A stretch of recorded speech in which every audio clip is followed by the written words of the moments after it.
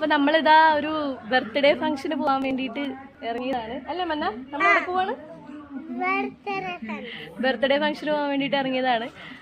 അപ്പൊ നമ്മളിന്ന് വീഡിയോ ചെയ്യാൻ പോണെന്ന് പറഞ്ഞപ്പോ അമ്മ പറഞ്ഞത് ഈ പ്രായത്തിലൊക്കെ വ്ളോഗൊക്കെ എടുക്കാന്ന് പറഞ്ഞു കഴിഞ്ഞാൽ അമ്മയുടെ വിചാരം എന്തോ ചെറുപ്പക്കാർ പിള്ളേർ മാത്രമേ എടുക്കുള്ളൂ എന്നാണ്. നമ്മൾ ഗിഫ്റ്റൊക്കെ ആയിട്ടാണ് പോണത്. ബർത്ത്ഡേ ആണല്ലോ. ഒരു ചെയർ തന്നെ മേടിച്ചിട്ടുണ്ട് ബർത്ത്ഡേക്ക് കൊടുക്കാൻ വേണ്ടിയിട്ട്. മന്ന അപ്പൊ പോവാം. ഇങ്ങോട്ട് നോക്കി പറ. ആ ചേടാ, ഇതിപ്പോ ബർത്ത്ഡേ ഫംഗ്ഷന് പോവാന്ന് പറഞ്ഞിട്ട് ഡാൻസ് കളിക്കുകയാണല്ലോ. നിങ്ങക്ക് അമ്മക്ക് മോൾക്ക് എപ്പോഴും ഡാൻസ് മാത്രമേ ഉള്ളൂ. അത് പിന്നെ കൊച്ചുങ്ങൾ എന്തെങ്കിലും ആഗ്രഹം വന്നാൽ സാധിച്ചു കൊടുക്കണം എന്നാണല്ലോ.